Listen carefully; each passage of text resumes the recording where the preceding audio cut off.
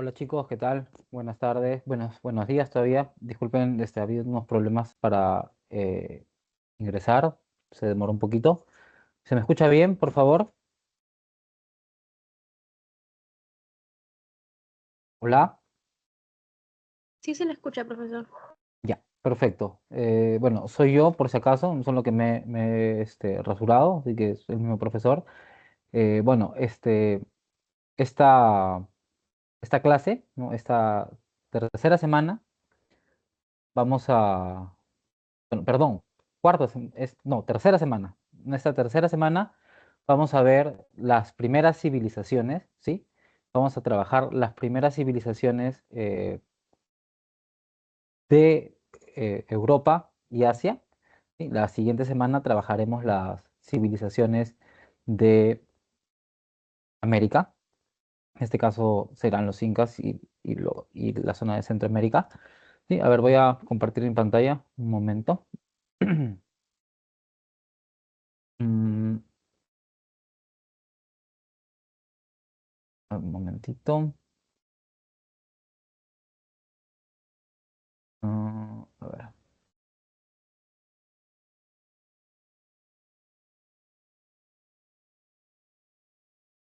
em, Ya. ¿Se puede ver la pantalla, chicos? ¿Chicas? ¿Sí? Sí se ve. Ya, perfecto. Entonces vamos a empezar con nuestro tema la semana 3. Vamos a hablar sobre las civilizaciones del viejo mundo, ¿no? Civilizaciones del viejo mundo porque se refiere a la zona eh, euroasiática, ¿no? Estas civilizaciones, ¿no? Aquí tenemos el mapa, vienen a ser cuatro: Egipto, Mesopotamia, tal vez las más conocidas por nosotros, ¿no? Egipto y Mesopotamia. También la civilización en la India y en China, ¿no? Estas civilizaciones tenían características que ya hemos visto, tal vez la clase anterior. Vamos a pasar una diapositiva para recordarla, ¿no? A ver, todas estas civilizaciones tienen los siguientes criterios, ¿no? Recuerden que hablamos la primera clase de estos criterios de civilización, que viene a ser la escritura, la metalurgia, el estado, la hidráulica y la cerámica. Vamos a repasar un poquito en qué consiste, ¿no? Bueno, la escritura, tener un sistema escrito, ¿no? Los pueblos antiguos eran considerados como civilizados si tenían escritura, ¿no? Esto predominó desde los siglos XVII al XVIII, ¿no? Principalmente respaldado en el racionalismo científico, ¿no? Y fundamentalmente durante la Ilustración, ¿no? El periodo ilustrado, ¿no? Al estudiar estos periodos pasados, ¿no? Y empezó a hacer separaciones entre qué pueblos podían considerarse altas civilizaciones, ¿no? Y el primer criterio que surgió es el criterio de la escritura. Si los pueblos tenían escritura, podrían ser considerados pueblos civilizados. Esto sostenido por la Ilustración, el racionalismo y la Ilustración. Más adelante, en el siglo XIX, se fundamenta que los pueblos civilizados son los que tendrían metalurgia, ¿no? Esto principalmente asociado, ¿no? a mediados del siglo XIX con la revolución industrial, ¿no? Que ya estaba en pleno auge, ¿no? En plena, podríamos decir, en pleno apogeo, ¿no? Y a partir de ese momento, de la revolución industrial, en plena revolución industrial, el estudio de las sociedades, ¿no? Se empieza a hacer o empieza a considerar que las sociedades que tuvieran metalurgia podrían empezar a ser consideradas como sociedades civilizadas, ¿no? Eh, de aquí viene, ¿no? De estos dos primeros criterios, no tanto la escritura como la metalurgia, que los europeos no hayan considerado. Estamos hablando de los europeos a partir del siglo XVIII, XIX, no hayan considerado la civilización andina, ¿no?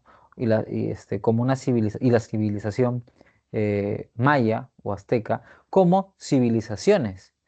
¿Por qué? Porque ninguna de las dos tenía escritura ni metalurgia. Tenían orfebrería, sí. Tenían un tipo, bueno, más adelante se descubrió los códices mayas, ¿no?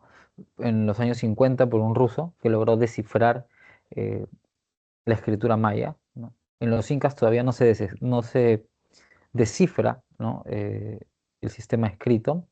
La antropóloga Gail Silverman sostiene que eh, la escritura está en los textiles, ¿no? Hay un tipo de escritura a través de los tocapus en los textiles incas, pero que esto es una cuestión andina y de larga data, ¿no? Pero eso todavía no está, podríamos decir, aceptado en la comunidad, ¿no? Entonces, tenemos estos dos primeros criterios, escritura y metalurgia, ¿no? Eh, el tercer criterio viene a ser el Estado. Cuando una sociedad tiene un Estado, podríamos decir, eh, jerarquizado, ¿no? Un Estado complejo, ¿no? Empiezan a considerarla como civilización. ¿Y por qué se empieza a considerar el Estado? Porque como vimos en la primera clase, ¿no? En la primera semana, empiezan a surgir una serie de disciplinas, ¿no? Que vimos como disciplinas auxiliares de la historia. Si bien la historia tiene milenios, ¿no? A través de los griegos, los romanos, ¿no? El ser humano siempre ha buscado escribir y crear su historia. Em, Recién a partir de mediados del siglo XIX surgen las ciencias sociales como las conocemos hoy en día, ¿no? Como disciplinas, eh, como disciplinas científicas que desarrollan un método, ¿no? Para explicar la sociedad en base a ciertas leyes. Entonces, esto, en este tiempo, ¿no? Estas disciplinas, la sociología, ¿no? Como vimos, la antropología, la economía, ¿no? Buscan, teorizan sobre el Estado, ¿no? Entonces, a raíz de este surgimiento de las ciencias sociales, las civilizaciones del pasado los pueblos del pasado se les empieza a considerar civilizados o como civilización a medida de que el Estado se hace complejo, ¿no? A medida que el Estado se hace complejo. Un cuarto criterio para la civilización, para considerarse como civilización, disculpen, es la cuestión hidráulica. La cuestión hidráulica, ¿no? Eh, se empieza a considerar a raíz de las excavaciones realizadas por la arqueología, ¿no? Según algunas fuentes históricas o algunos mitos, ¿no? Se sostenía que en algunas ciudades antiguas, ciudades que vamos a tal vez ver más adelante, eh, había una cantidad de habitantes que en algunos casos, como Babilonia, se decía que era de 1 millón de habitantes, ¿no? Lo cual muchos historiadores o arqueólogos decían que no, que eso era imposible, que en tiempos tan remotos haya habido tamañas concentraciones de gente, ¿no? Pero a comienzos del siglo XX, ¿no? Se fue excavando, ¿no? La arqueología, recordemos, la arqueología empieza a desarrollar excavaciones, las cuales encuentra una serie de complejos canales de irrigación que verdaderamente eran obras majestuosas y que podían dar abastecimiento hidráulico o de agua a grandes poblaciones, ¿no? Entonces, si un pueblo, ¿no? tenía un manejo hidráulico muy eh, alto, muy elevado, ¿no? Estos también iban a ser considerados como civilización. Ese sería el cuarto criterio. Y el quinto criterio, como vimos la clase pasada, cuando hablamos de la periodificación de Rowe en base a la cerámica, ¿no? El quinto criterio va a ser la cerámica, ¿no? Y como vimos la clase pasada también, mientras más complejo, mientras más compleja sea la cerámica, ¿no? Más desarrollada, más compleja habrá sido la civilización. Eso. Bueno, vamos a volver ahora con la separata, ¿sí? Entonces, estas cuatro civilizaciones del viejo mundo, ¿no? Pertenecen a la edad antigua, ¿no?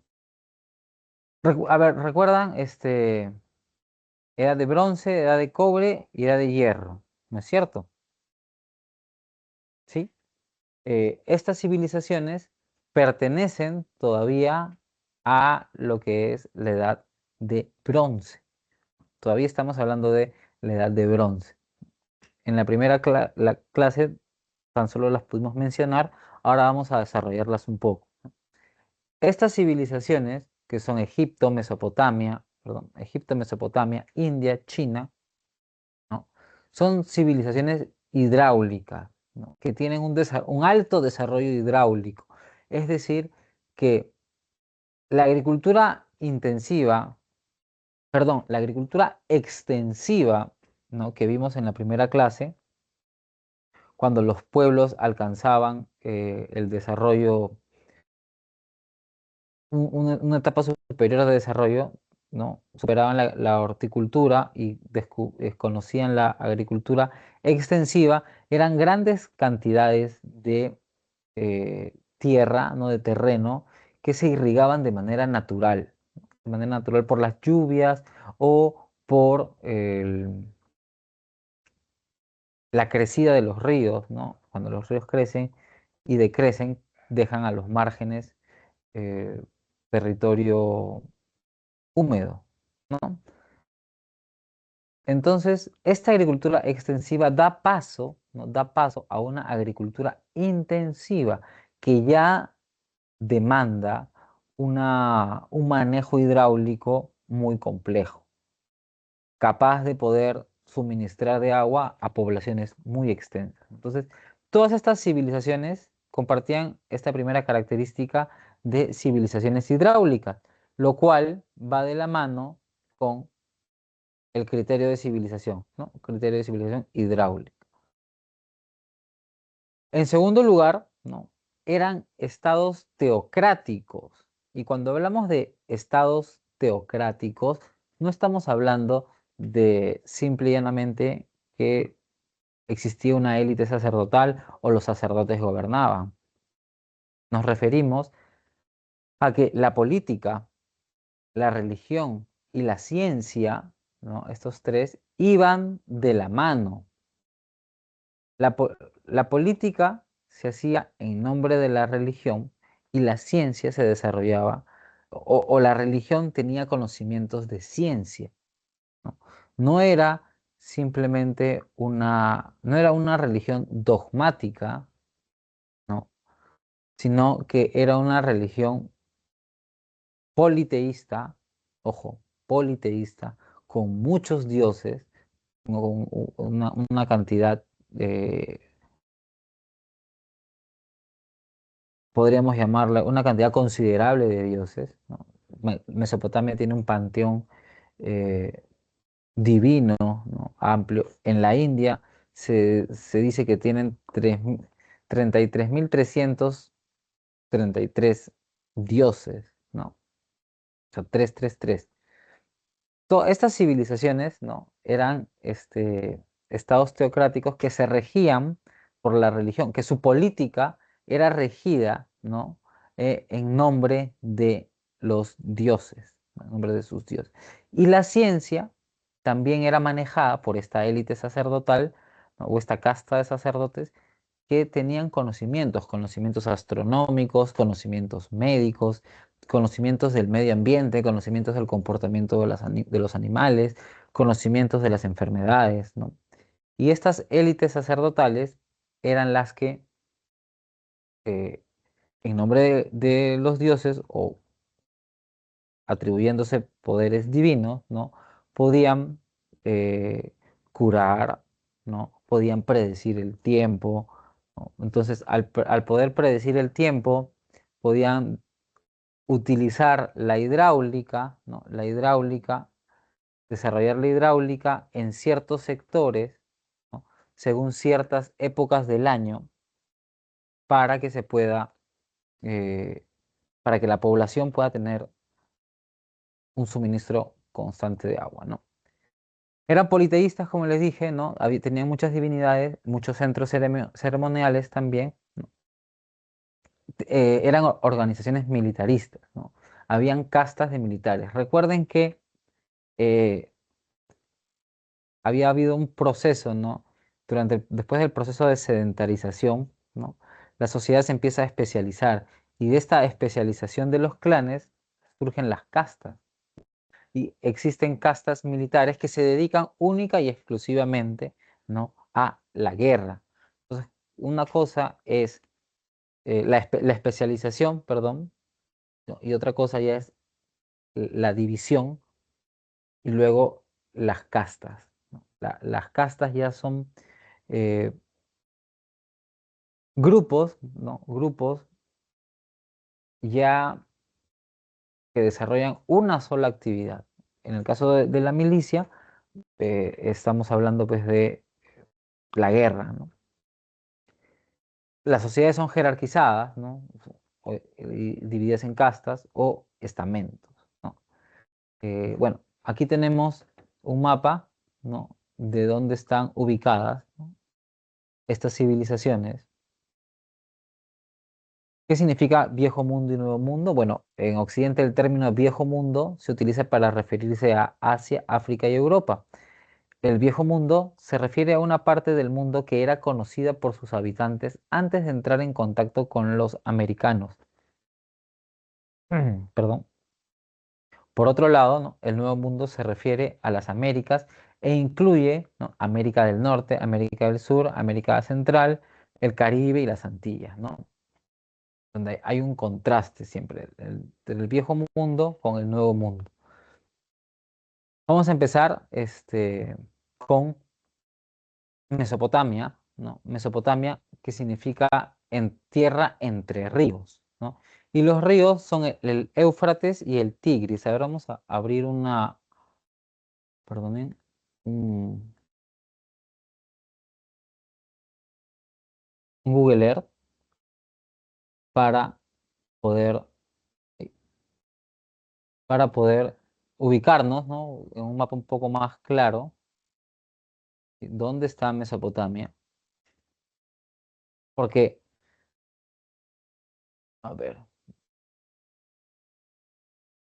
perdonen, ya,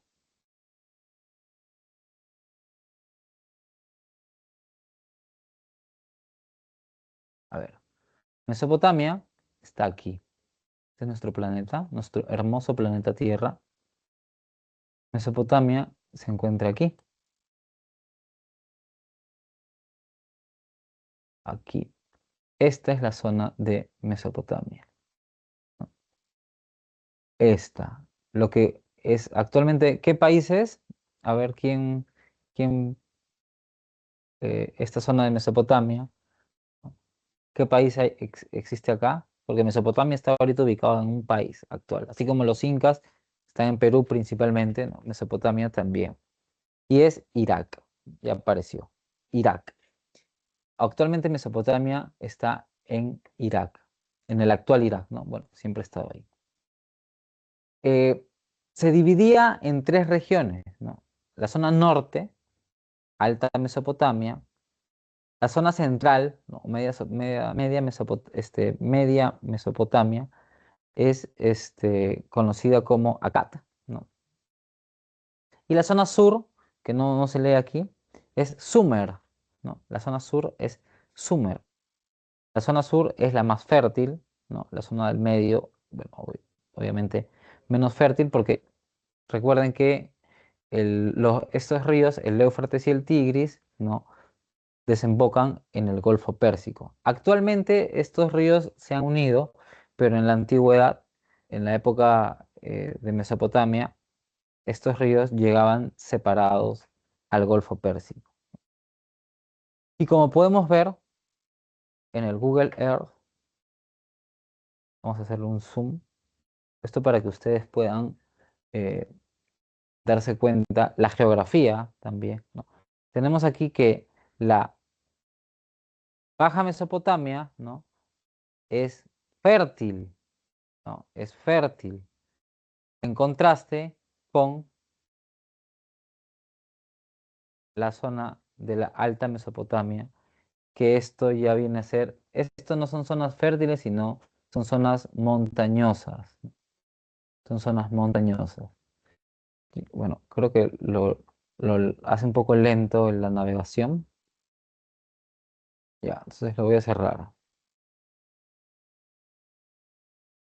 La zona bueno, esta es la distribución geográfica, ¿no? de la zona de Mesopotamia que está entre la península arábiga e Irán, ¿no? en el actual Irak. Acá en el norte, donde es Anatolia, es lo que viene a ser Turquía, toda esta zona es montañosa, y acá está la cordillera del Cáucaso, ¿no?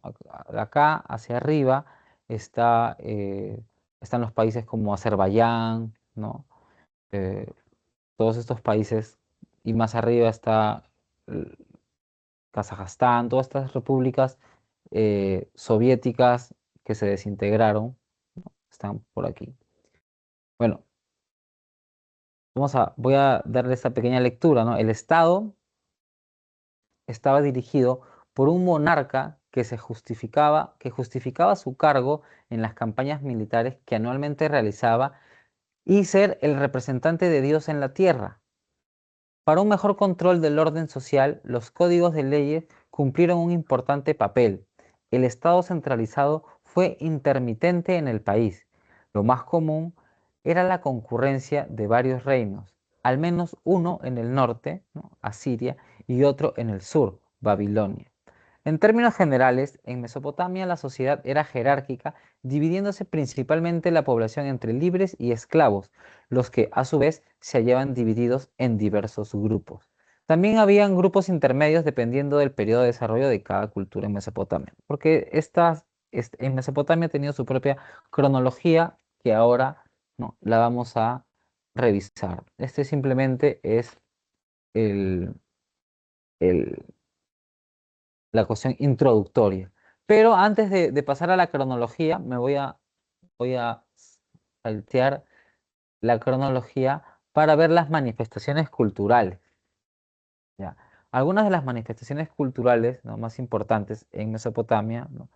han sido, bueno, en cuanto a la astronomía y la matemática, ¿no? existe el calendario lunar, ¿no? El zodíaco, ¿no? lo que actualmente se conoce como los signos zodiacales. ¿Y para qué servía esto? Para calcular los eclipses y algunos fenómenos atmosféricos, ¿no? En Mesopotamia se desarrolla el cálculo, la numeración sexagesimal y la división de la circunferencia en 360 grados. Esto permite obviamente no solamente las mediciones astronómicas, ¿no? sino también la construcción de grandes monumentos, ¿no? Una arquitectura monumental, como, como conocen los arqueólogos. En cuanto a la escritura, ¿no? La escritura era cuneiforme, ¿sí? Aquí tenemos perdón, aquí tenemos un ejemplo, ¿no? de eh, escritura cuneiforme, ¿no? que viene a ser la más antigua, ¿no? hasta ahora traducida, ¿no? Eh, Fue traducida por Henry Rawlinson, ¿no? en 1846 y se encontró en cuneiforme, ¿no? el, el poema del Gilgamesh. Poema del Gilgamesh que ahora está traducido incluso al español y es de acceso libre, ¿no? En Internet. Esta tablilla, ¿no? Es una tablilla del templo de Inanna, ¿no? Inanna, una eh, sacerdotisa, ¿no? Muy conocida una diosa, perdón, una diosa muy conocida en Sumer, ¿no? Y esa tablilla data del reinado de Ur-Nammu, ¿no? Esta tablilla, como mucha de las eh, objetos culturales o bienes culturales encontrados en esta zona de Irak están en el Museo Británico, ¿no? Los británicos tuvieron eh, influencia en Irak, perdone, en Irak hasta después de la Primera Guerra Mundial, periodo en el cual aprovecharon para eh, llevar, bueno, saquear, ¿no? Grandes territorios tanto en Mesopotamia como en Egipto. Desarrollaron la arquitectura basado, ¿no? En el calendario, en el cálculo, ¿no? Desarrollaron una arquitectura basada en el uso de ladrillo, adobe y arcilla. Además, inventaron el arco y la bóveda, ¿no? Destacaron los zigurats, ¿no? Torres escalonadas como esta, ¿no? Acá estamos viendo los zigurats. Es una representación, ¿no? Es una representación este, esta del zigurat que aquí vemos en imagen, ¿no? El de la, perdón, el de la izquierda viene a ser una representación de el de la derecha, obviamente ya restaurado, porque vamos a ver Sigurat de Ur, ¿no? Descubrimiento, las fotos, ¿no? En el descubrimiento, acá está, ¿no? Las fotos en el descubrimiento son muy distintas de lo que nos presenta, bueno, no está cargando, ay, perdón, es muy distinta, ay, vamos a cerrar esto porque el Google Earth no deja cargar, ya, ¿no? ¿Qué pasó? Bueno, como vimos, no me carga la imagen, es raro, pero bueno, el Sigurat de Ur, ¿no? Cuando se encuentra, dista mucho, se puede apreciar, me imagino, dista mucho de cómo está luego de una restauración, ¿no? Y esta restauración, estas excavaciones, ¿no? Son posibles gracias a la arqueología, una de las disciplinas auxiliares de la historia, ¿no? Que ayudan a comprender, a ver qué recuerdan.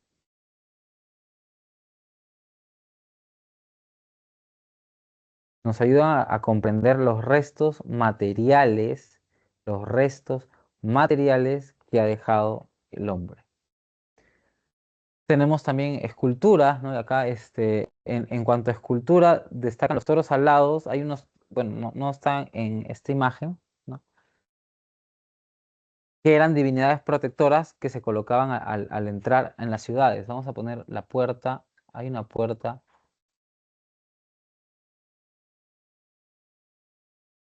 que está en Berlín, ¿no? La puerta de Istar, ¿no?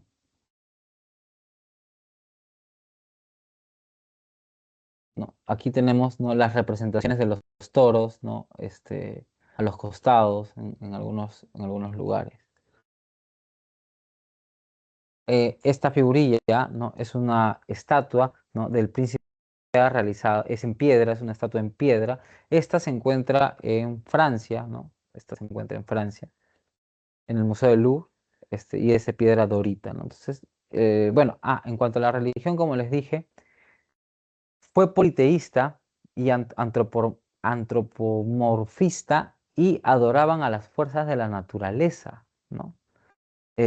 Como les dije, en Mesopotamia ya existía el conocimiento de los cuerpos celestes, ya existía el conocimiento, ¿no?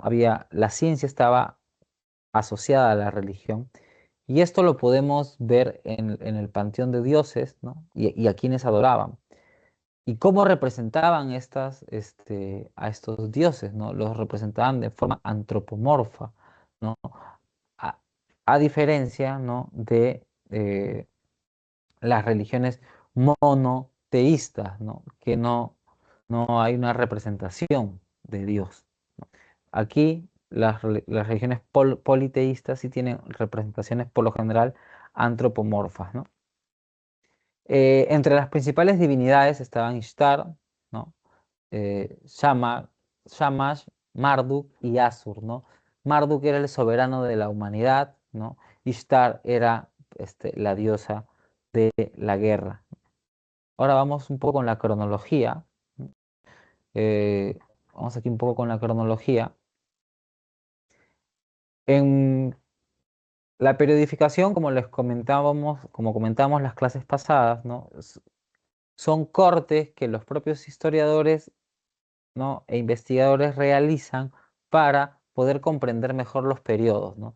¿Y en base a qué comprenden los periodos? En base a las evidencias que dejan, ¿no? En este caso, para estos periodos, se utiliza principalmente la arqueología, pero ya podemos utilizar, había una disciplina auxiliar de la historia que nos ayudaba, que no es ciencia como la arqueología. ¿Cuál era? A ver, ¿quién recuerda? Que nos puede ayudar aquí. Hay dos que nos pueden ayudar. ¿Nada? ¿No? La epigrafía, ¿no? Y la paleografía.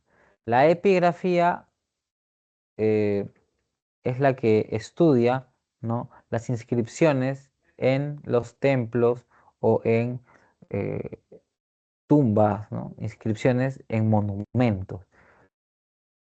Estudia, en otras palabras, la escritura que se ha hecho sobre eh, arquitectura monumental o sobre monumentos que no pueden moverse. En cambio, la paleografía, ¿no? estudia la escritura sobre soportes móviles, ¿sí?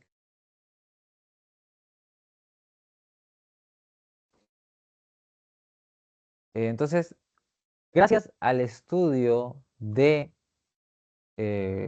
la paleografía, en este caso a la lectura de tablillas cuneiformes, como la que hemos visto aquí abajo, ¿no? tablillas como esta, es que se puede encontrar información que ya escapa la especulación, ¿no? O sea, ya muchas veces en la arqueología nos ofrece restos materiales, ¿no? Y que los arqueólogos interpretan, ojo, interpretan, pero cuando ya tenemos una fuente escrita, como es el caso de eh, Mesopotamia, especial Sumer, ¿no? ya podemos leer, ¿no? la historia escrita, ¿no? por los propios, eh, por los propios partícipes de ella, ¿no? Entonces ya la, el documento escrito aparece, ¿no? por primera vez en Sumeria. Y ese documento escrito es una tablilla con escritura cuneiforme. Se han encontrado muchísimas tablillas, incluso se han encontrado depósitos de tablillas, ¿no? que brindan mucha información, ¿no? sobre las actividades económicas, sobre ¿Por qué surge la escritura en Mesopotamia? ¿No? Una de las respuestas sería por la necesidad, ¿no? de llevar a cabo controles de los excedentes, ¿no? Al existir ya un excedente, superior al que había en periodos más antiguos, ¿no?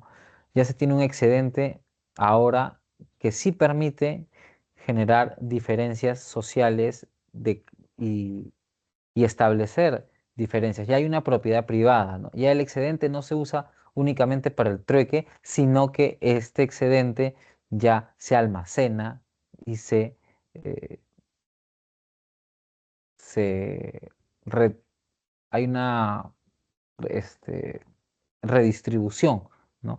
Pero esta redistribución ya viene a ser controlada por las castas, ¿no?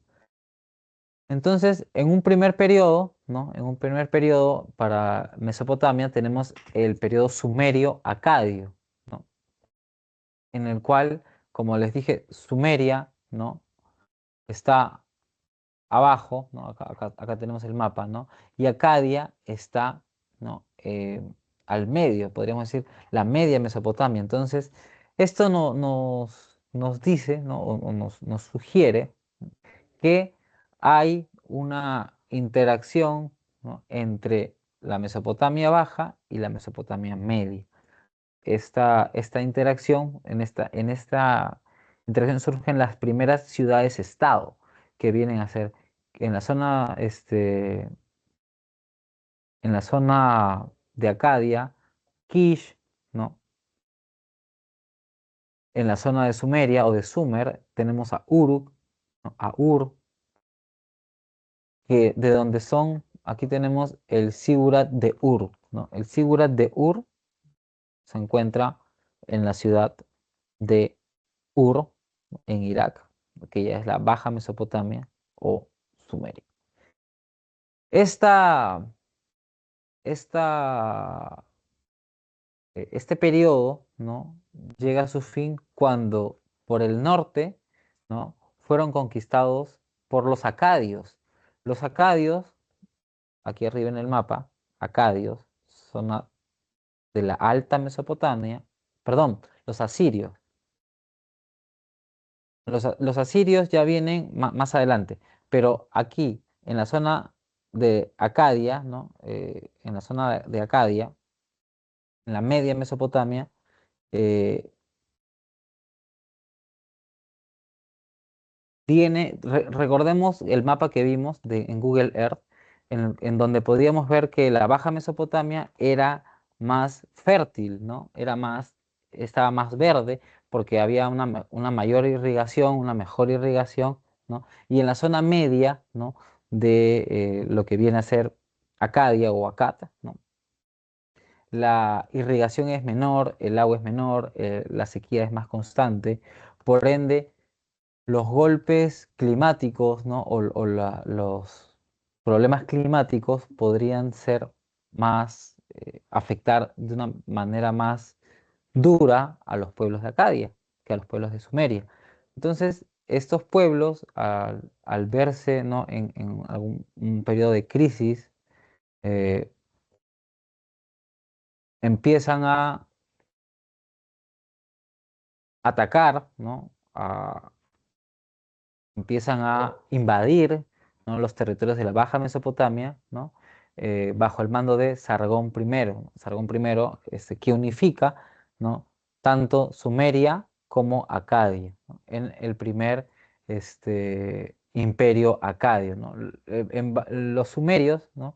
Los sumerios tenían muchas ciudades-estado, ¿no? Como eran pueblos que habían desarrollado una hidráulica capaz de sostener ciudades muy autónomas y con grandes poblaciones, tenían castas sacerdotales y militares, ¿no? Habían desarrollado ciudades con cierta autonomía, pero los acadios no. Los acadios no habían desarrollado, no habían tenido una civilización como en Sumer, ¿sí? Entonces ellos atacan, atacan ante la existencia de pocos recursos, ellos atacan y ellos no logran un desarrollo, este, como sí lograron los sumerios, no logran un desarrollo propio, sino que el desarrollo que llegan a tener es por contacto violento, es por una guerra, ¿no? Los acadios atacan a Sumeria y al atacar a Sumeria, al conquistar Sumeria, se nutren de toda esa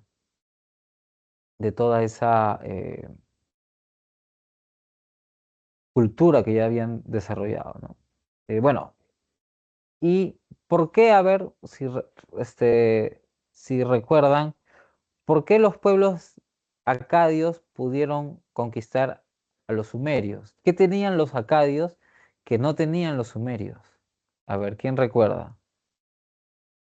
¿Alguien? ¿Nadie? Hay algo que les permite someter a los otros pueblos. El hierro, el desarrollo de el hierro, las armas de hierro, ¿no? Que empiezan y los carros de, de combate, ¿no? El hierro se desarrolla un poco más adelante, pero los carros de combate que tenían este, estos pueblos, ¿no?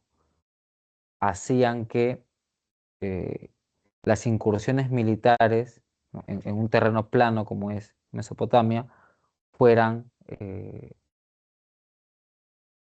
devastadoras para los pueblos sumerios que tenían una cultura un poco más, o una civilización un poco más, podríamos llamarla civilizada, entre comillas, ¿no? Mientras que los acadios tenían una civilización guerrera. Y al final, a fines de Sargón, ¿no? Quien unifica Mesopotamia, ¿no? El imperio acadio cae a raíz más o menos de los años 2150 antes de Cristo, ¿no? Por la invasión de los Guti, ¿no? Luego hay un periodo de más o menos 300 años, ¿no? Donde resurge Sumeria, ¿no? Donde resurge Sumer, que viene a ser la parte de la Baja Mesopotamia, ¿no? Y esta resurrección de Sumeria, ¿no? Es por el rey, en esta resurrección destaca el rey Ur-Nammu, ¿no? Ahora vamos con el primer imperio babilónico. Babilonia, ¿no? Viene es una ciudad en Sumeria, ¿no? Eh, y hay a- se genera, ¿no? Luego de la caída del imperio acadio, ¿no? Un renacimiento sumerio y se centra en la ciudad de Babilonia. La ciudad de Babilonia eh, establece un primer imperio babilónico, ¿no?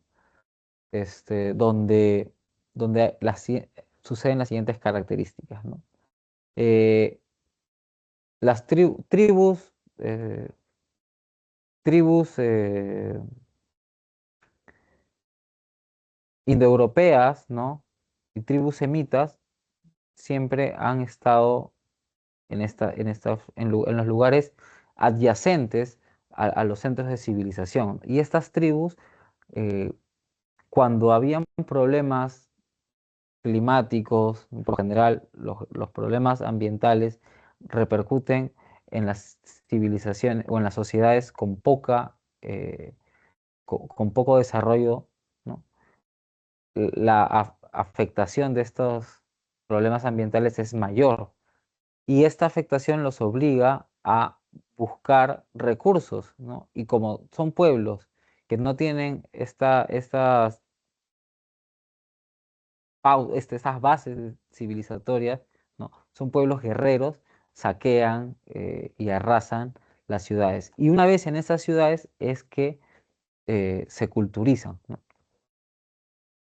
Aquí los amorreos, ¿no? Invaden la región de Sumeria y establecen su centro político en Babilonia, ¿no? Aquí destacó el rey Hammurabi, del Códice Hammurabi, quien unifica Mesopotamia y que compila el primer gran código, el cual es el primer código de derechos, ¿no? E impulsa el culto al dios Marduk, ¿no? El dios Marduk viene a ser el soberano de la humanidad. Entonces, perdón, vemos que van expandiéndose, van conquistando y expandiendo y empiezan, ¿no?, a imponer reyes con esta característica también guerrera, ¿no? Soberano, ¿no? Ya no imponen un rey, no imponen un rey reproductor como podía haber sido en periodos anteriores, ¿no? Un rey, sino imponían un rey, o perdón, un dios que, que era, que tenía características de gobernante, ¿no? Aquí tenemos la estela de Susa, ¿no? Aquí, eh, donde está de pie a la izquierda de Hammurabi recibiendo las leyes, ¿no?, o el códice del dios Shamash, que está sentado aquí a la derecha. El código Hammurabi, a ver, vamos a ver si puedo cargar aquí. Código Hammurabi, ¿no? Vamos a verlo. En esta piedra, que no se podía ver bien ahí, ya. En esta piedrita, ¿sí?, está tallado el código. Lo que hemos visto solamente es la parte superior, pero aquí está tallado el código en escritura cuneiforme, ¿no? Como pueden verlo, ¿no?, es algo impresionante, ¿no? Es tallado en piedra. Luego, ya, bueno, eh, para el año 1350, ¿no?, ahí sí es que vienen las tribus guerreras del norte, ¿ya?, que ya no están en Acadia, que era la zona media, sino vienen de la zona de arriba. ¿Cuál era la zona de arriba? Recuerden, Asiria, la Alta Mesopotamia. Y como vimos en la imagen del Google Earth, la Alta Mesopotamia es una zona montañosa, ¿no? La Alta Mesopotamia es una zona montañosa. Y de la zona montañosa, ¿no?, vienen los asirios, ¿no? Los asirios derrotan a los hurritas y los casitas, ¿no? Porque aprendieron a trabajar el hierro. Los hurritas y los casitas perdonen, habían invadido, ¿no? Hititas, hurritas y casitas, ¿no? Habían invadido el primer imperio babilónico, del que hablamos hace un momento, ¿no?, donde destacó Hammurabi y el Códice Hammurabi, ¿no? El Códice Hammurabi, pues, es como imponer una ley, ¿no? Es el primer código del que se conoce, del que se tiene registro, ¿no?, en el cual se aplica para un extenso territorio unificado, ¿no? Pero este primer imperio, ¿no?, concluye con la invasión de los hititas, casitas, ¿no?, y hurritas, quienes, ¿no?, tenían hierro, ¿no? Ellos ya tenían hierro y carros de combate. Los asirios tenían carros de combate, pero no tenían hierro. Los asirios con Sargón tenían carros de combate, pero no tenían hierro. Quienes tenían hierro eran estos pueblos hititas y casitas.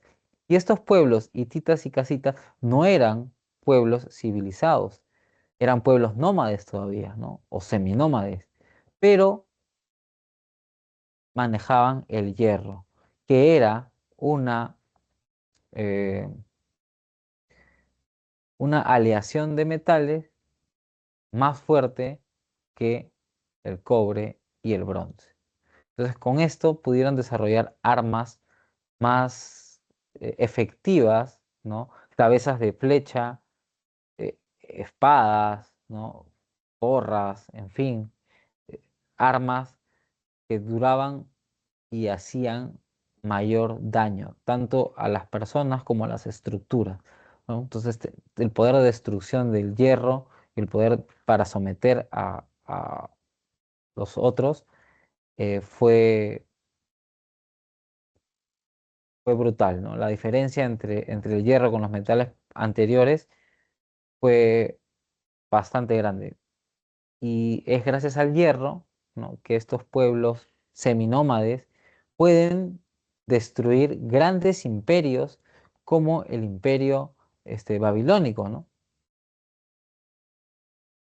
Los asirios que estaban al norte, ¿no?, en el año 1350 derrotan a los hurritas y casitas, ¿no?, gracias a que también aprendieron a trabajar el hierro, porque el hierro no era propio de esta zona, el hierro lo traen estas tribus nómades, ojo, eso tienen que tenerlo claro, ¿no? Habíamos visto bronce, cobre y hierro, ¿no es cierto? Bronce, cobre y hierro.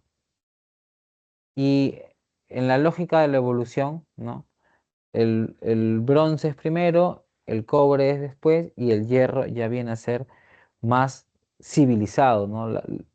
Más un estadio posterior. Y eh, uno podría suponer que que el hierro pues fue descubierto, fue inventado, ¿no?, por pueblos complejos o por civilizaciones, pero no, el hierro fue desarrollado por pueblos nómades. Entonces, esas son las paradojas de la historia, ¿no? Bueno, en cuanto al imperio asirio, ¿no?, destacó Asurbanipal, ¿no?, quien alcanzó la máxima expansión y organizó la primera biblioteca de la que se tiene conocimiento, ¿no?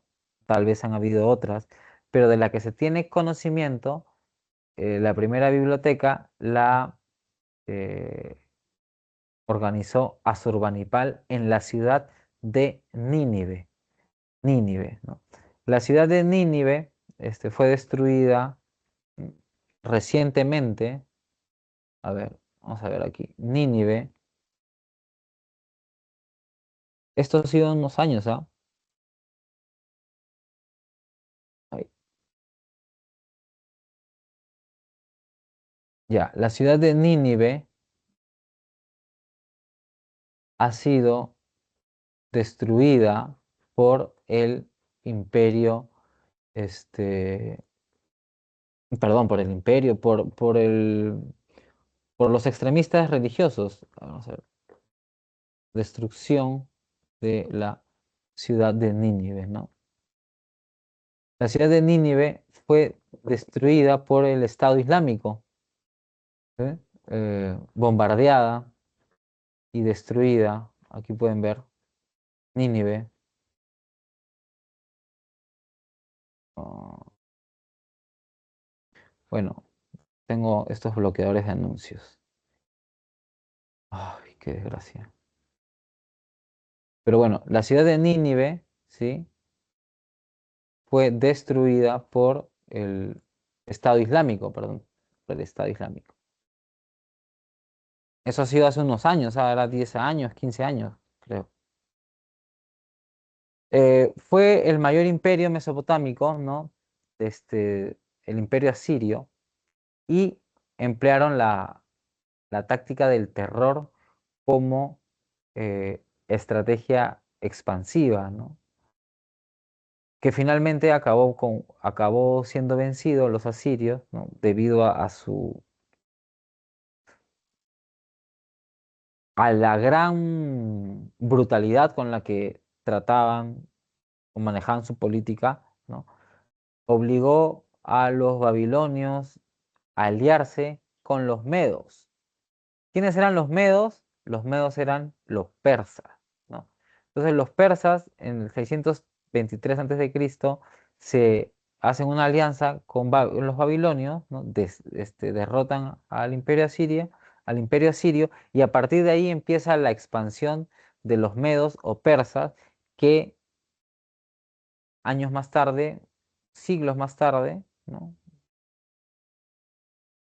entran en guerra con los griegos, ¿no? Y de eso tenemos fuentes escritas, como les comenté al comienzo, en la primera sesión, gracias a Herodoto, ¿no? El segundo imperio babilónico, ¿no? Que se funda justamente después de la caída de Asiria, ¿no? Eh, Se da del 623 al 529 a.C., ¿no? Un periodo casi de 100 años, donde destacó Nabucodonosor II, quien sometió a los judíos. ¿M?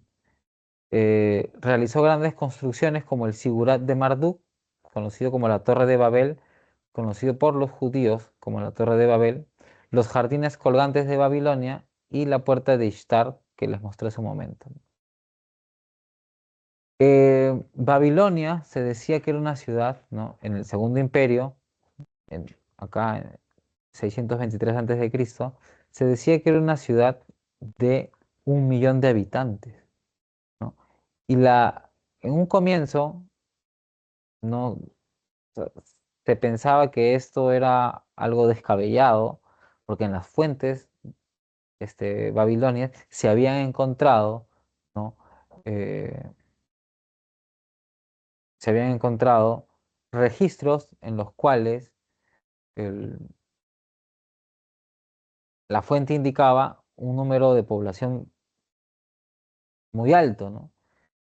Esto no se consideraba en la antigüedad, pero investigaciones arqueológicas modernas han demostrado, ¿no? Que estas grandes construcciones, como el Sigurat de Marduk o los jardines colgantes de Babilonia, que requerían, al menos en los jardines colgantes, un conocimiento hidráulico muy, muy importante para poder construir esas obras majestuosas, ¿no? Podrían eh, afirmar lo que ya decía la fuente, que la población en Babilonia efectivamente podría haber alcanzado niveles altísimos, ¿no? Estos fueron conquistados por Ciro el Grande, rey de los persas, ¿no? O de los medos, ¿no? En el año 529, ¿no? La alianza duró, ¿no? Este segundo imperio babilónico duró poco menos o poco más de 100, poco menos de 100 años, perdón, poco menos de 100 años, y luego fue conquistado por Ciro el Grande, ¿no? Ciro el Grande, a diferencia pues de los asirios, ¿no? O los acadios, no tenía una política tan destructiva, ¿no? Respetaba la religión, respetaba, los persas, perdón, habían desarrollado el monoteísmo, ¿no? Pero sin embargo, a diferencia de los otros monoteísmos, ya sea el islámico o el cristiano, no buscaban imponer su religión a otras culturas conquistadas, sino que los dejaban eh, con sus dioses, con sus creencias, mientras tributen, ¿no? Ellos sostenían que, o no esclavizaban a los pueblos civilizados, ¿no? Los pueblos civilizados no eran esclavizados, a diferencia de los asirios, que sí esclavizaban a todo aquel que perdía en guerra, ¿no? Los esclavizaban o los mataban, ¿no? En cambio, los persas ya eh, no tomaban por esclavos a los pueblos civilizados, sino que simplemente los hacían pagar tributo, ¿no?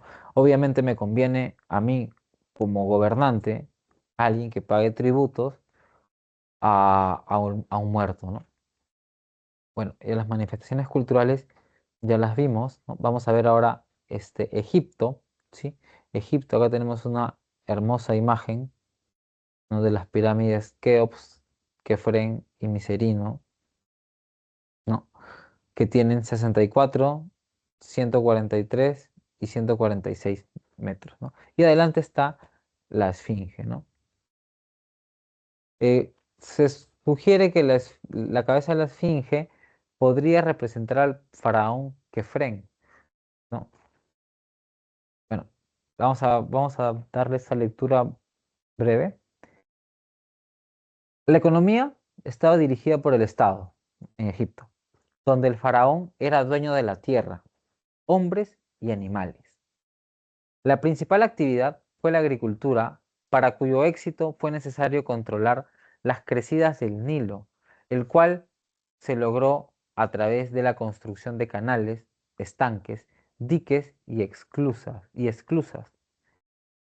Los más importantes cultivos eran el trigo, la cebada y el lino.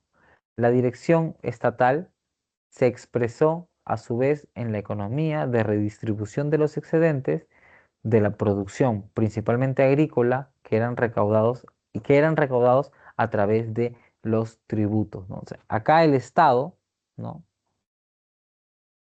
Acá el Estado ya tiene una economía de redistribuir los excedentes.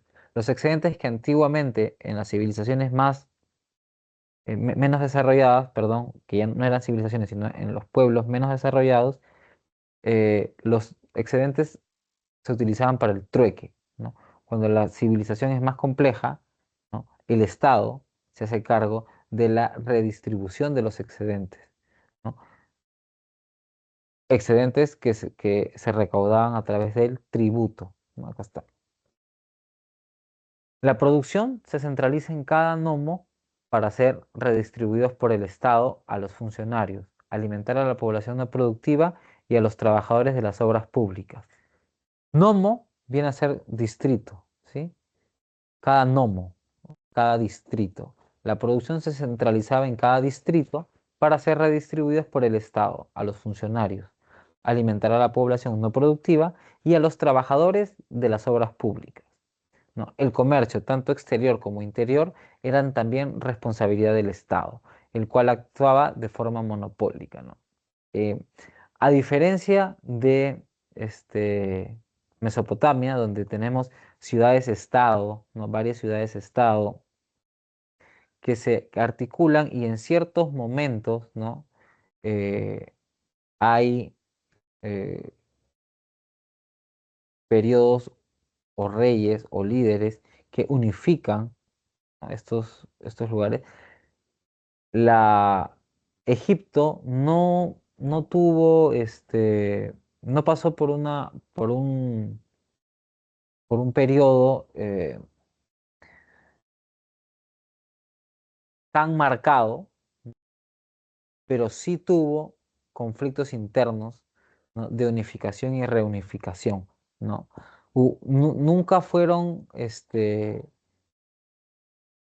a diferencia de en Mesopotamia, donde algunos fueron destruidos, ¿no? Invadidos, en Egipto se mantuvieron siendo Egipto durante miles de años, a pesar de las invasiones, como vamos a verlo ahora.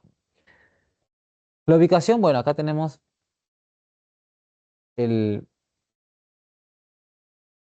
mapa del antiguo Egipto, ¿no? Tenemos el Bajo Egipto, que está aquí, en la zona de el delta, ¿no? El delta del río Nilo, el cual es una zona pantanosa, el cual es una zona un poco, podríamos decir, muy fértil, ¿no? Muy fértil, eh, y que tenía la mayor concentración de población, ¿no? Era una zona pantanosa y muy fértil. Y el Alto Egipto, ¿no? Esta zona de acá, que era al sur, ¿no? Era un valle, pero rodeado por desierto, ¿no? Desierto. Tenían zonas elevadas, como podemos ver aquí, ¿no? Las zonas más oscuras son las zonas elevadas, ¿no? Pero está rodeado por desiertos, lo que, lo que, lo que indica, ¿no? Que eh, la concentración también demográfica es menor, ¿no? O sea, hay menos gente porque obviamente hay menos el río en estas zonas tiene menos capacidad para poder alimentar a la población que en el Bajo Egipto. Entonces la zona más poblada era la zona del Bajo Egipto. Los límites, bueno, por el norte el mar Mediterráneo, por el sur el desierto de Nubia y Etiopía, por el este el Mar Rojo y el Istmo de Suez, ¿no? Este es el Istmo de Suez, y por el oeste el desierto de Libia, ¿no? Esta es la ubicación de Egipto. El ciclo agrícola del río Nilo. Este es importante. Recuerdan que estábamos hablando de la agricultura extensiva, ¿no? La agricultura extensiva, donde grandes territorios se inundaban, ¿no? Grandes territorios se inundaban, mm, permitía, ¿no? que el agua, ¿no? de lluvia o del río, ¿no? inunde estos campos y pueda hacerse ahí una agricultura por extensión. El río Nilo, al ser un río tan grande, ¿no? Eh, y tan amplio, con tanto caudal, ¿no? y con grandes extensiones a sus márgenes, ¿no? permitió durante mucho tiempo, durante miles de años, incluso hasta ahora, ¿no? eh, tuvo una importancia central y fundamental. ¿Por qué? Porque aportaba el limo, ¿no? que era toda esta zona fértil, ¿no? que está a los costados del río, ¿no? porque el río dejaba toda esa zona a sus costados conocida como limo, ¿no? Permitía tener una actividad agrícola intensiva, ¿no? ¿Por qué? Porque ya tenías todo ese terreno fértil por un ciclo anual del río Nilo. ¿Recuerdan el tiempo, cuando vimos la primera clase, tiempo cíclico? Ya. El río Nilo, el comportamiento del río Nilo es un comportamiento cíclico, ¿no? No solamente era una vía comercial, no, perdón, una vía de comunicación, ya que el comercio y el transporte se realizaban por el río Nilo, ¿no? sino que era el actor principal, ¿no? para que la civilización egipcia pueda sustentarse. Y aquí podemos ver, ¿no? cómo de marzo a junio el río, ¿no? se retira.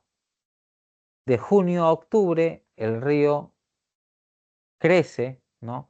a sus márgenes, y de octubre a febrero hay un periodo de siembra, ¿no? Entonces, a ver, vemos, de junio a octubre se inunda, de junio a octubre se inunda, de octubre a febrero aprovecho esa zona inundada y que en ese momento se encontraba con limo, ¿no? Zonas de limo, para yo sembrar sobre ella, ¿no? Y de marzo a junio, ¿no? cuando el río ya va en sequía y ya va mermando su caudal, realizo lo que es la recolección. ¿Para qué? Para que luego, otra vez, en junio, empiece la inundación. Y este es el ciclo del Nilo, del cual los egipcios dependían su vida, la vida de los egipcios dependía, ¿no? de el ciclo del río. Cuando el ciclo del río fallaba, ¿no? Cuando el ciclo del río no se comportaba de la manera habitual a lo que la sociedad necesitaba, venían grandes problemas, ¿no? Venían grandes problemas, y por lo general en todos estos pueblos, ¿no? los grandes, las grandes conmociones y los grandes problemas, y también sucede en América, ¿no? son producto de periodos climáticos donde estas civilizaciones no tenían capacidad de adaptarse, ¿no? grandes sequías, grandes inundaciones, grandes terremotos, ¿no? O movimientos sísmicos, ¿no? Producían, afectaban directamente en la sociedad de una manera que todo entraba en caos y del caos viene la guerra por los recursos, porque ya no había capacidad de producción, ¿no? Vamos con la periodificación de Egipto. Vamos a ver primero la organización política y social. Ya, la sociedad egipcia era muy jerarquizada, ¿no? Y habían grupos marcados con marcadas desigualdades, ¿no? El Estado egipcio fue monárquico, ¿no? Un faraón, teocrático y absolutista. Y además fue centralizado, sostenido por un inmenso cuerpo de funcionarios, ¿no? Teníamos primero, en primer lugar, en el pináculo de la sociedad, al faraón y la familia real. El faraón encabezaba el sistema egipcio, ¿no? Su poder era de origen divino y era fuente de toda autoridad, ¿no? Era guiado por el Mat, símbolo de la justicia y verdad, por el cual se podía alcanzar el equilibrio, orden y armonía del mundo. El faraón era pues era la cabeza, ¿no? toda esta, de toda esta civilización, ¿no? Y por ello podemos encontrar en sus tumbas, ¿no? Tamaña majestuosidad, ¿no? La majestuosidad de las tumbas de los faraones, ¿no? Ha sido algo constante a lo largo de todo Egipto. Ahora vamos a ver un poco de eso. La nobleza, ¿no? Tenemos a la nobleza debajo del faraón y su familia, ¿no? Que gozaba de privilegios sociales y ocupaban los principales cargos públicos, ¿no? Como el de visir, ¿no? O chati, ¿no? Que son intermediarios entre el rey y los órganos de gobierno. Los nomarcas o gobernadores de provincias, de los nomos, recuerden que los nomos son las provincias egipcias, ¿no? Escribas, jefes militares y altos sacerdotes. Todo esto eran pertenecientes a la nobleza. Luego tenemos el pueblo, constituido por los campesinos y artesanos, ojo, campesinos y artesanos, y finalmente los esclavos, ¿no? Esclavos que eran, bueno, que eran el sector social más bajo. Eh, las manifestaciones culturales. La arquitectura, ¿no? Bueno, la arquitectura egipcia fue de carácter monumental, funeraria y religiosa. Se usa la piedra como elemento de base, ¿no? Y destacan las pirámides, ¿no? Que son tumbas consideradas los palacios reales en el más allá y construidas principalmente por los campesinos libres. Aquí no podían construir los esclavos. Ojo, sino que la construcción de las tumbas de los faraones era por campesinos libres. Tenemos las mastabas, ¿no? Que es aquí. Las mastabas son las primeras, este, son, no, las mastabas y las pirámides, ¿no? Son de un periodo. La pirámide de Sócer, ¿no? La pirámide de Sócer junto con las mastabas, ¿no? Tienen ahí un parecido, ¿no? ¿Por qué? Porque las mastabas vienen a ser, eh, como decir, el primer bloque, ¿no? Mientras que la pirámide de Sócer viene a tener más bloques superpuestos, ¿no? Más capas, por así decirlo.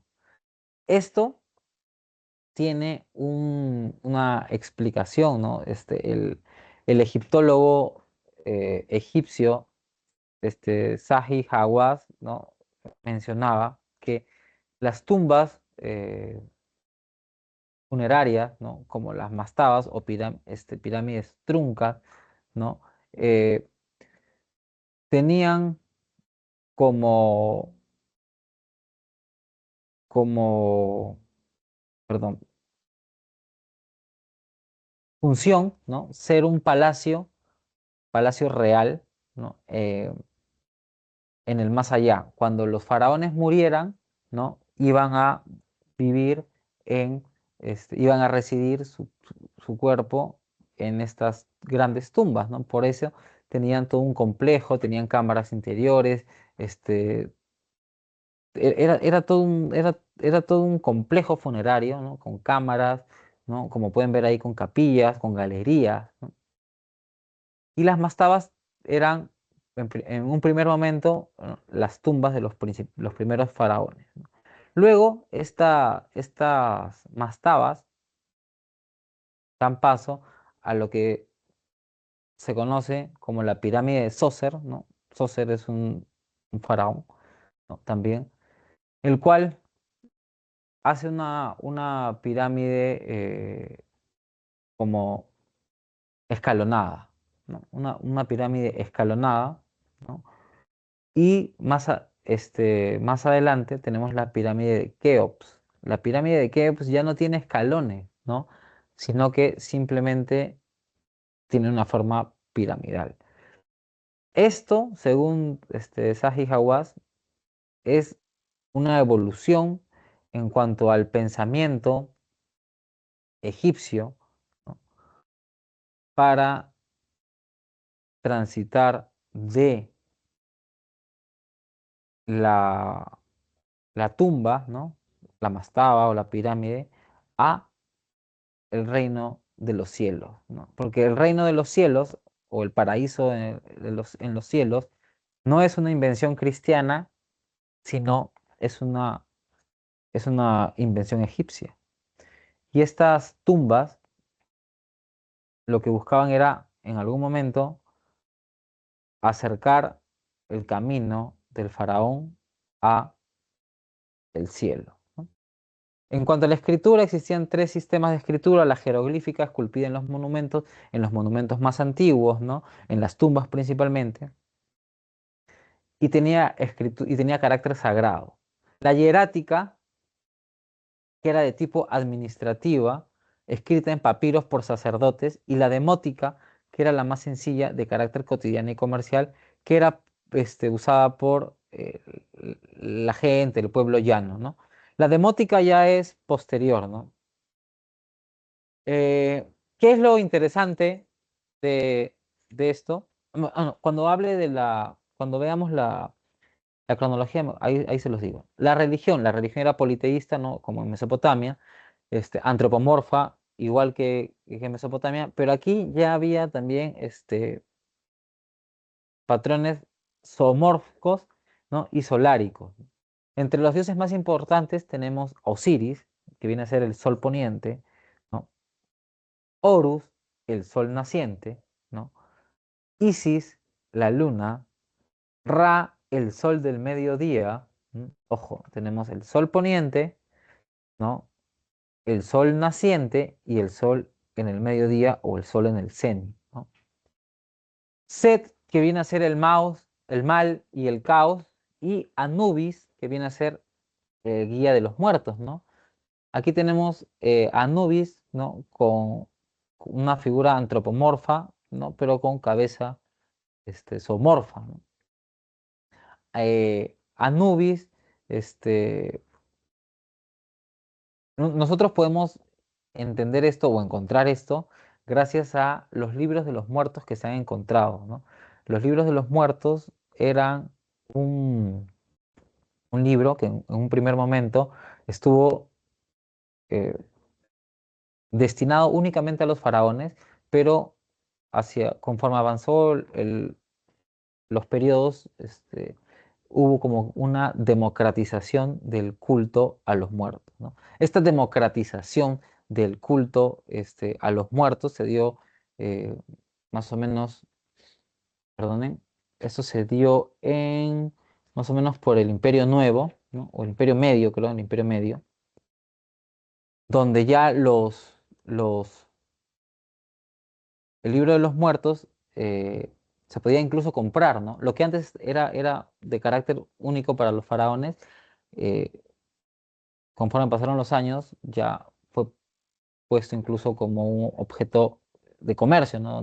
Donde ya los comerciantes o las otras personas de la élite podían acceder a un libro de los muertos, ¿no? Pagando, obviamente, y ahí podían el libro de los muertos era como que un camino, un instructivo para poder acceder al mundo de los muertos, ¿no? Y llegar al juicio final, ¿no? Entonces este libro era como un instructivo para poder pasar todas las pruebas. La escultura era de carácter monumental, religioso, frontal, simétrico y rígido, ¿no? Destacan las esfinges, los colosos de Menon, el escriba sentado. En matemáticas, ¿no? Desarrollaron el cálculo geométrico, el cálculo del pi y la numeración decimal. En astronomía, ¿no? Calendario solar, y en medicina catalogaron sus dolencias y sus tratamientos y sus curas, ¿no? La fuente de esto es el papiro de Harris. Vamos ahora con la periodificación. A ver, un momento.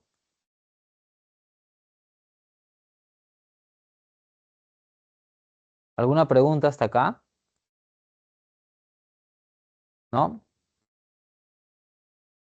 Ya, a ver, vamos ahora con... Perdón. Vamos ahora con el periodo, la periodificación, ¿no? Tenemos acá la periodificación de Egipto. Tenemos el periodo predinástico, ¿no? Más o menos 3500 a 3000, ¿no? Antes de Cristo. Quienes hayan visto, por ejemplo, la película El Rey Escorpión, ¿no? El, el Rey Escorpión se ubica antes incluso del periodo predinástico, ¿no? Lo que conocen como protodinástico incluso. Ahí, el Rey Escorpión, donde aparece la roca, ¿no? Se ha encontrado evidencia arqueológica, ¿no? Para señalar que este Rey Escorpión existió, eh, pero en un periodo inicial de Egipto, ¿no? Eh, los periodos que van a entrar, ¿no? O que entran para los exámenes, ¿no? Tenemos aquí periodo predinástico, antes de las dinastías, ¿no? Las dinastías vienen a ser, eh, una dinastía viene a ser un gobierno, ¿no?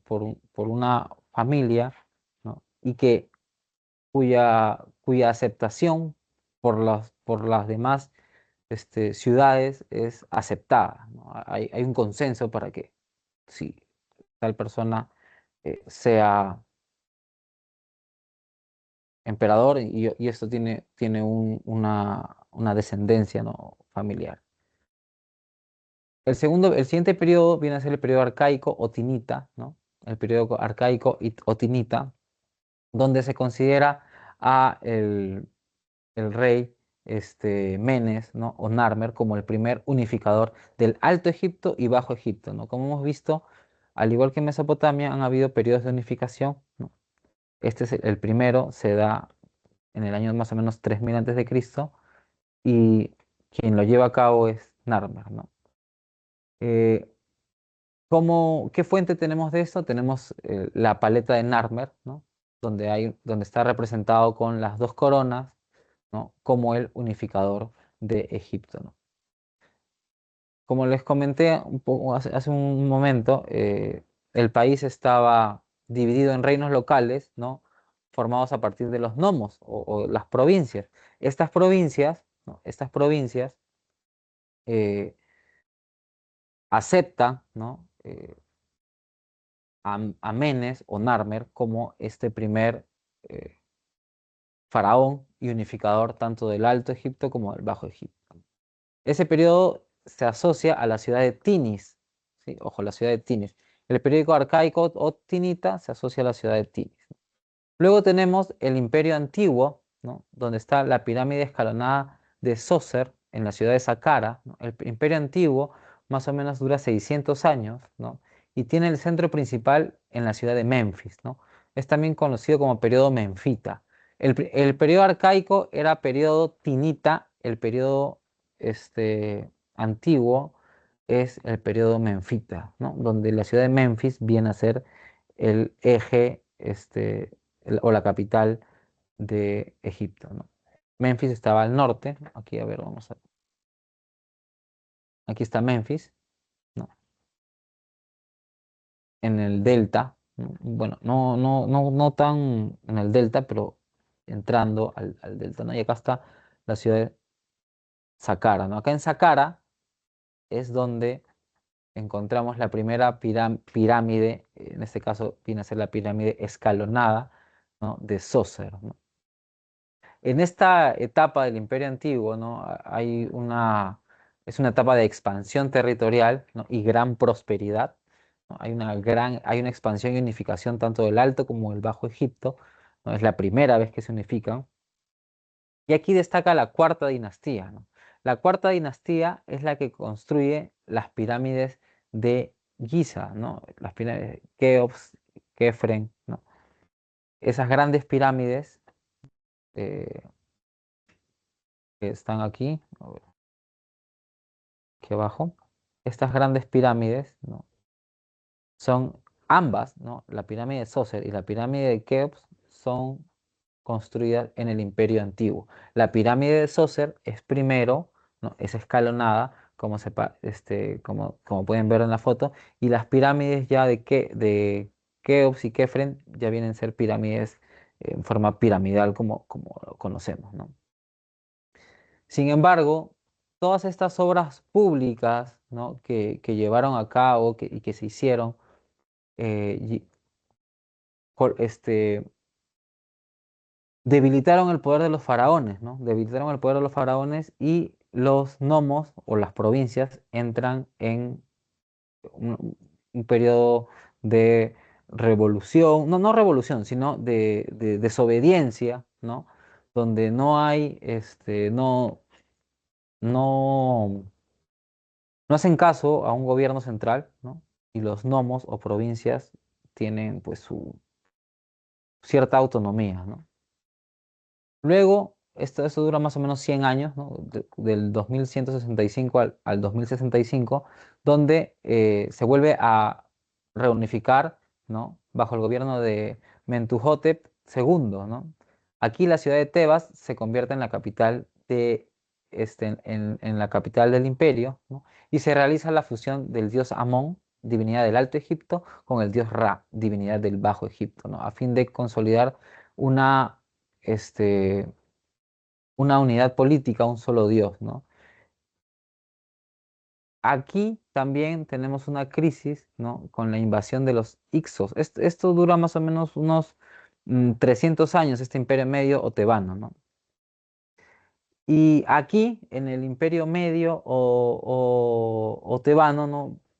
Hay otro periodo de crisis donde invaden los Ixos y se da paso a un segundo periodo intermedio, ¿no? Acá tenemos, al igual que en América, no hay periodos como que de grandes expansiones territoriales y periodos de intermedios o de contracción, ¿no?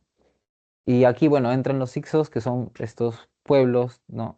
Que vienen en hordas, pueblos que manejan el hierro, pueblos que manejan los carros de combate y eh, invaden, ¿no? Y generan más o menos 200 años, ¿no? De periodo intermedio donde el poder central en Egipto pierde fuerza, ¿no? Pero esto vuelve a resurgir otra vez en la misma Tebas, ¿no? En el Imperio Nuevo o Neotebano, ¿no?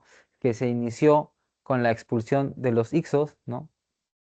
Y por Amosis primero, y vuelve a convertir a Tebas en la capital, ¿no? Y aquí se da una etapa de mayor expansión y desarrollo en Egipto, ¿no? Son más o menos 500 años, ¿no? Tutmosis III alcanzó la máxima expansión, llegó hasta Palestina, Libia y Siria, ¿no? Ya lo que viene a ser Palestina, Líbano, perdón, y Siria, ¿no? Lo que viene a ser ya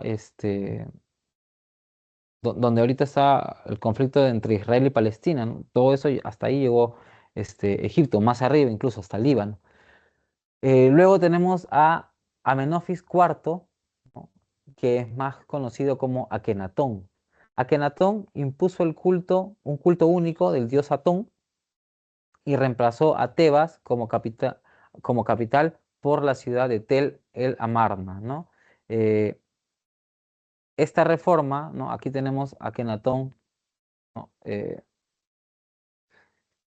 una de las pocas imágenes que todavía quedan de él,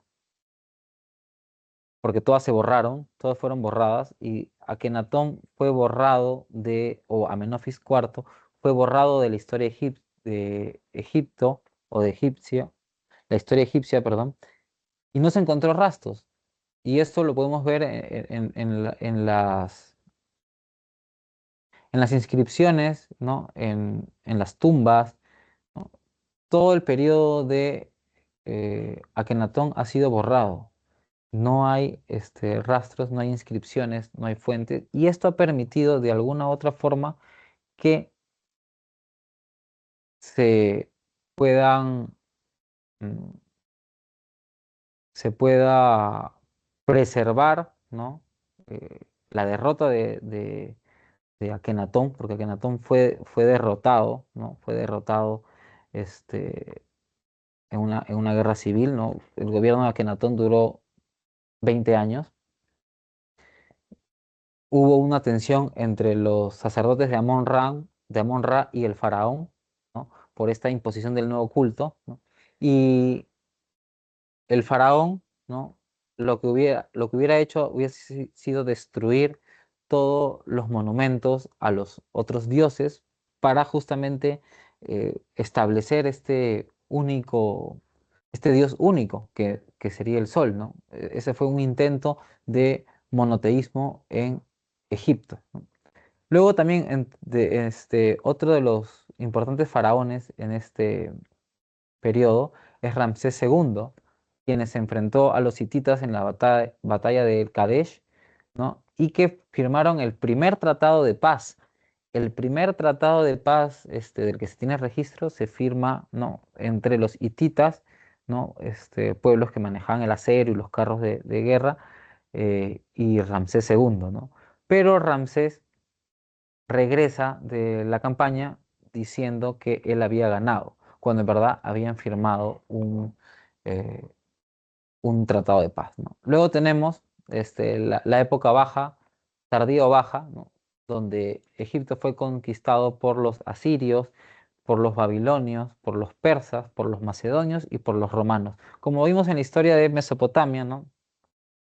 Los asirios, ¿no? Eran pueblos guerreros que se expanden, y luego pierden hegemonía en Mesopotamia, pero van a Egipto. Los babilonios también, una vez que recuperan la hegemonía en la zona de Mesopotamia, ¿no? Como vimos en el tema anterior, invaden también Egipto y pueden dominar Egipto, ¿no? Durante los últimos 1000 años, Egipto pues vivió bajo gobierno, ¿no? de otros, de otros pueblos, ¿no? Los persas también, ¿no? Los persas ocuparon Egipto durante más de 200 años, ¿no? Hasta que los macedonios vencen a los persas y ocupan ellos Egipto. Los macedonios son quienes imponen en Egipto la última dinastía, ¿no? La dinastía de los Ptolomeos, ¿no? O la dinastía tolemaica, que es la que es a la que pertenece Cleopatra, quien es la última, ¿no? Emperatriz o faraona de Egipto, ¿no?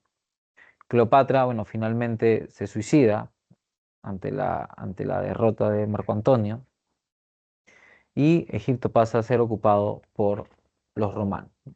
Ahora, vamos de manera rápida a la India, ¿no? La India, o la civilización de la India, surge en el valle del Indo, del río Indo. Todas estas civilizaciones eh, están en torno a grandes ríos, ¿no? Ojo, grandes ríos, ¿no?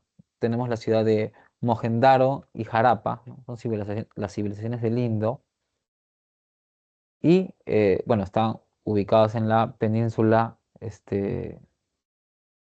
¿no? De la India, en el mar Arábigo. Esto ya es más lo que ahora está cerca a Pakistán, ¿no? El estado indio, ¿no? El estado en la India era un estado de tipo monárquico y hereditario con una gran influencia de los sacerdotes, ¿no? El poder creciente del rey, debido a su condición guerrera, fue acompañado por un incremento similar en el poder del sacerdote, lo cual fue consolidando su posición en el sistema de castas.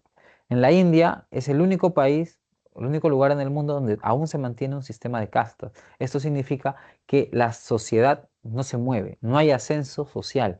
Tú no puedes subir, este, ascender socialmente, ¿no? Porque tú perteneces a la casta en la que naciste y en la casta que naciste morirás. Incluso cuando se va consolidando la monarquía, los sacerdotes logran usurpar el primer lugar de la estructura de castas, afirmando que solo ellos podían darle al rey carácter divino, convirtiéndose en parte esencial de la monarquía. Aquí ya hay una influencia, este, no tanto de las castas guerreras o militares, sino más de las castas sacerdotales, ¿no? A la condición guerrera de los reyes, ¿no? Se suma, ¿no? La divina y también la moral, ya que los reyes deben reinar, hacer guerras y multiplicar sus bienes en la medida que debían proteger y dar bienvenida a las demás castas. Aquí tenemos, perdón, aquí tenemos rápidamente la periodificación, ¿no? Tenemos en un primer momento, ¿no? Una revolución urbana, ¿no?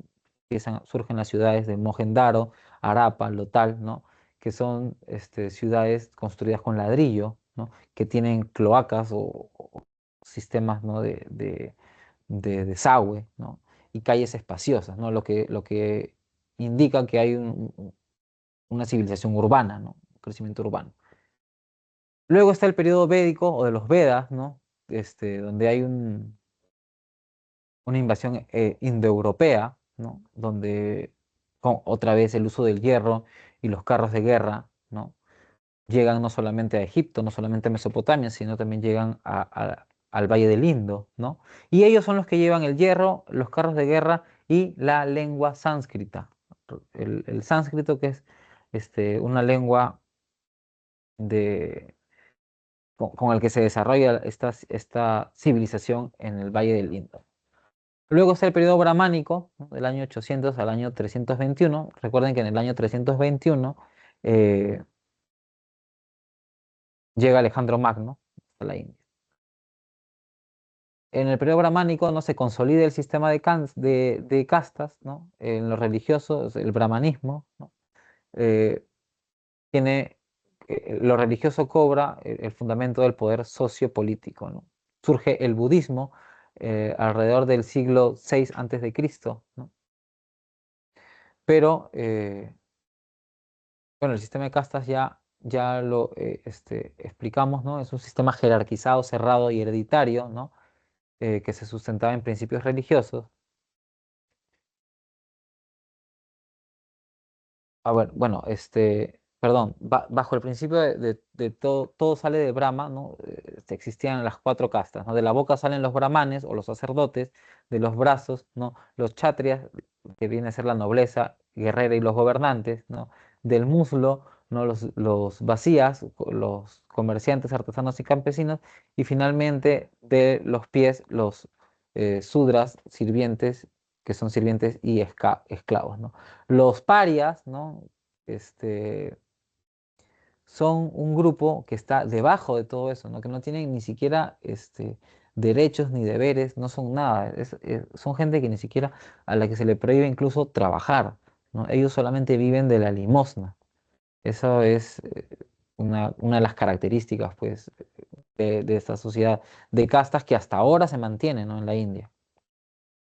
Luego tenemos el imperio Maurya, ¿no? El imperio Gupta o Edad de Oro, ¿no? Donde hay una nueva unificación, ¿no? Y bueno, entre las manifestaciones culturales está la matemática, ¿no? La creación del cero posicional y los números índicos, que luego serían conocidos como arábigos, ¿no? Pero es en la India donde se desarrollan primero, ¿no? La práctica del yoga, que ahora está de moda, ¿no? Actualmente está de moda, pero es una práctica pues, muy antigua. y que tiene como objetivo, ¿no? Acondicionar el cuerpo para la meditación, ¿no? La respiración y el cuerpo, o las posturas físicas, las posturas que se hacen en el yoga son para acondicionar el cuerpo para la meditación, para que uno pueda soportar mayor cantidad de tiempo en posición de meditación, ¿sí? Aunque ahora se hace como una práctica, de salud, ¿no? Una práctica recreativa y de salud, porque ayuda en cuanto a en cuanto a la respiración, en cuanto a los movimientos, a la movilidad, ¿no? Y eso mejora la salud, ¿no? Pero el objetivo del yoga era acondicionar el cuerpo para la meditación, para poder meditar durante largas horas, ¿no? En cuanto a la arquitectura, ¿no? Edificaron templos como el templo de Khajuraho y algunas estupas budistas, ¿no? Este es el sánscrito, ¿no? Y la religión, bueno, a partir de el vedismo, ¿no? Surge el hinduismo o brahmanismo, ¿no? Bajo la creencia de que todos los dioses son manifestaciones de una única divinidad, que es el Brahma, ¿no? Entonces, hay muchas, hay muchísimos dioses, como les dije, ¿no? Se considera que hay más de 33.000 dioses en la India, ¿no? O manifestaciones del Brahman. Y en el siglo VI, Siddhartha Gautama, conocido como Buda, ¿no? Fundó el budismo que se opuso al sistema de castas, eh, pero basándose en el ascetismo y la meditación. Que si el hombre llegaba, el budismo proponía que si el hombre llegaba al estado del nirvana, se liberaría del ciclo de reencarnaciones y con ello todo el sistema de castas, pues no encontraba asidero, ¿no? Para poder mantenerse. Entonces, actualmente ya no hay budismo en la India casi, ¿no? Ha sido, ya no se practica, ¿no? Debido a que, sí, porque si se practicara, todavía el sistema de castas ya no funcionaría, ¿no? Este, y el sistema de castas ahorita es lo que eh, prima en la India. Luego, finalmente, para acabar, tenemos la civilización china, ¿no? La cual también surge entre ríos. Todas estas civilizaciones necesitan surgir o surgen en torno a ríos y los ríos son actores fundamentales para su evolución, ¿no? Eh, China surge entre los ríos Huangho, el río amarillo, y el Yangtze-Kiang, el río azul, ¿no? Recorriéndola de oeste a este, ¿no? Y bueno, China está rodeada por cordilleras, desiertos y mares. Acá tenemos las cordilleras del Himalaya, el desierto del Gobi, ¿no? Y el mar. Entonces, todo esto, todo esto que se ve, aquí es donde vive actualmente el 95% de la población china, a pesar de que lo que se lee como desierto de Gobi y meseta del Tíbet también pertenece a China y son grandes extensiones, la población principalmente se concentra en esta zona, ¿no? Y eso ha sido desde los orígenes de China. ¿Por qué? Porque las características geográficas, tanto del desierto de Gobi como de la meseta del Tíbet, impiden poder desarrollar una, una, una vida, ¿no? Una civilización con con las características de las que estamos hablando, ¿no?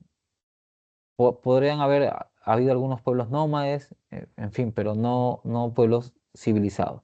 La periodificación, bueno, tenemos las primeras dinastías, la Xia, ¿no? Luego tenemos, aquí, aquí destaca el emperador Yu, el Grande, ¿no? Aquí se maneja un desarrollo agrícola con un sistema tanto esclavista, ¿no? Como es común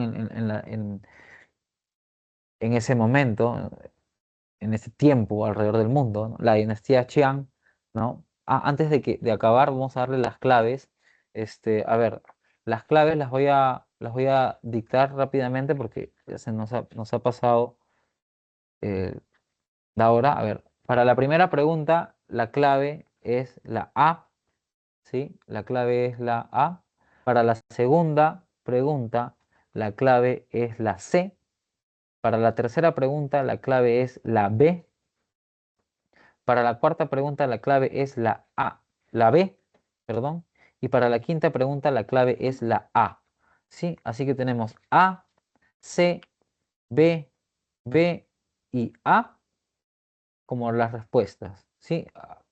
Bueno, creo que ya no nos ha dado tiempo para poder hablar de China. ¿Sí? China, bueno, los principales inventos, el papel, la brújula, la sericultura, la porcelana, la imprenta, la silografía, el la pólvora. China ha desarrollado un montón de cosas, ¿no? Incluso los primeros billetes ya se usaban en el siglo II después de Cristo en China, ¿no? O sea, Marco Polo hablaba ya de billetes en China. Entonces, bueno, con eso damos por finalizada la clase. Si alguien tiene dudas sobre algo, podemos hablarlo ya en, ¿cómo se llama? En la clase. Guarden sus preguntas y nos vemos para la siguiente clase, ¿sí? Bueno, chicos, eso es todo.